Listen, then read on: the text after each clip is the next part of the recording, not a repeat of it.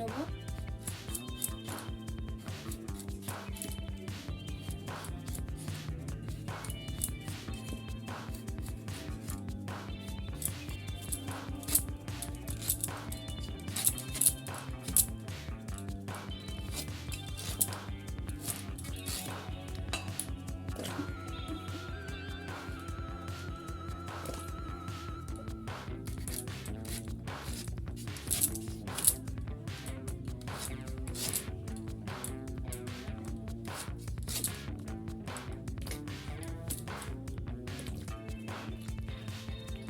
আমগুলো কাটা হয়ে গেছে, ধুয়ে তুলে নেব। নুন, হলুদ মাখিয়ে নেব। নুন হলুদ মাখানো হয়ে গেছে, আমগুলো রোদে দিয়ে দেবো।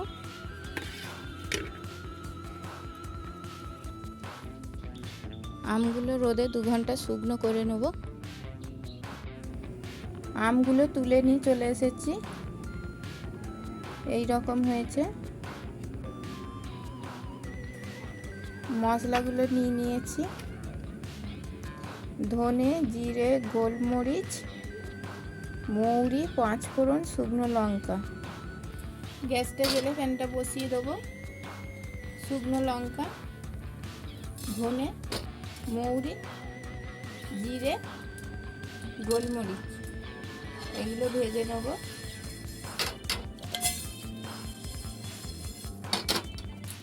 ভাজা হয়ে গেছে, গ্যাসটা অফ করে দেবো। ঠান্ডা হোক। ঠান্ডা হয়ে গেছে, ঢেলে নেব।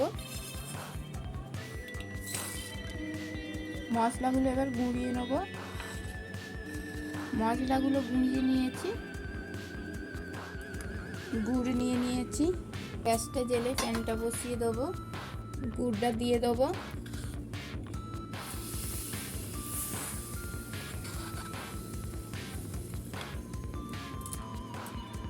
বাটিটা ধুয়ে জলটা দিয়ে দেবো।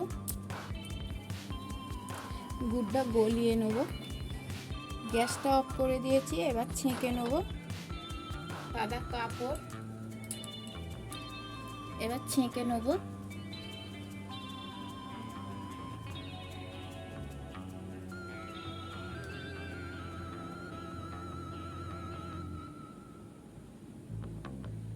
গুড়টা ছেঁকে নিচ্ছি, এতে বালি থাকে, বালি থাকলে আচারটা কিচকিচ করবে। গ্যাসটা জ্বেলে কড়াটা বসিয়ে দেবো। সরষের তেল দিয়ে দেবো। 2 শুকনো লঙ্কা, লঙ্কাটা হয়ে গেছে, 5 ফোড়ন দিয়ে দেবো। ফোড়নটা হয়ে গেছে, এবার কেটে আমগুলো দিয়ে দেবো। আমগুলো একটু ভেজে নেব। এখানে আমি 600 আম নিয়েছি, 600 আমের জন্য 400 গুড় নিয়েছি। অল্প ভাজা হয়ে গেছে, এবার ছেঁকে রাখা গুড়টা দিয়ে দেবো।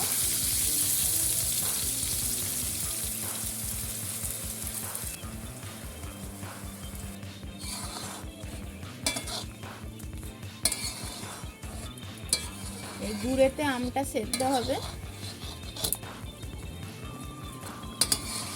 মাঝে মাঝে নেড়ে দেবো।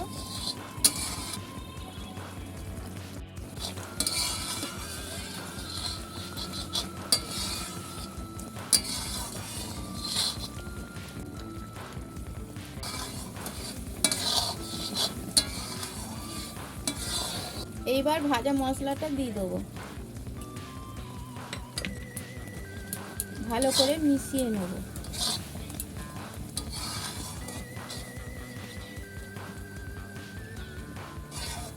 এইবার কড়ার গায়ে বসে যাচ্ছে। এইবার হয়ে গেছে, গ্যাসটা অফ করে দেবো।